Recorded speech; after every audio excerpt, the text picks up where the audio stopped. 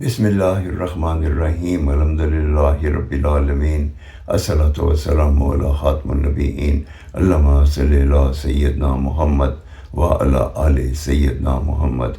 السلام علیکم ورحمۃ اللہ وبرکاتہ۔ میری آج کی حدیث مسند احمد 5478 نمبر۔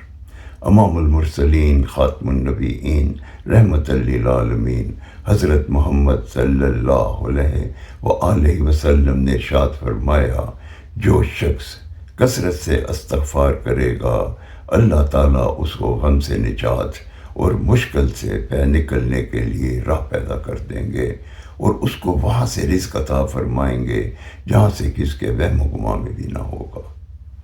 اس حدیث مبارکہ کی روشنی میں ہمیں آج کل کے حالات کے مطابق لوگوں کو یہ ایک نصیحت کرنے کی مجھے ضرورت پڑ رہی ہے کہ ہم نفسا نفسی کے عالم میں ہیں، ہم پریشانی میں ہیں، ہم میں سے کچھ لوگ رزق کی تنگی میں مبتلا ہیں، وہ پریشان ہیں، غم میں مبتلا ہیں۔ نبی پاک صلی اللہ علیہ وآلہ وسلم نے ہمیں اس کا حل آخری خطبے میں دے دیا۔ نبی کریم حضرت محمد صلی اللہ علیہ وآلہ وسلم نے ارشاد فرمایا کہ میں اپنے بعد اپنی امت کے لیے قرآن مجید، اللہ کی رسی اور اپنی اسماء حسنہ چھوڑ کے جا رہا ہوں۔ جو اس سے جڑ جائے گا وہ کامیابی اور فلاح پائے گا۔ جب ہمیں نبی پاک صلی اللہ علیہ وآلہ وسلم نے یہ تاکید فرما دی تو پھر ہمیں ادھر ادھر بھاگنے کی ضرورت نہیں ہے۔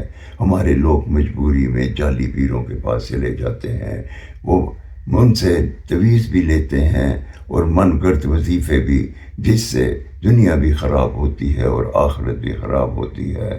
ہم نبی پاک صلی اللہ علیہ وآلہ وسلم کے اس حکم کے مطابق جو غم میں مبتلا ہے، جو مفلسی میں ہے، جو مصیبت میں پھنسا ہوا ہے، وہ کثرت سے استغفار کرے، اللہ تعالیٰ اس کی مشکلیں آسان کر دیں گے اور اس کو وہاں سے رزق دیں گے جو اس کے وہم و گمان میں بھی نہ ہوگا۔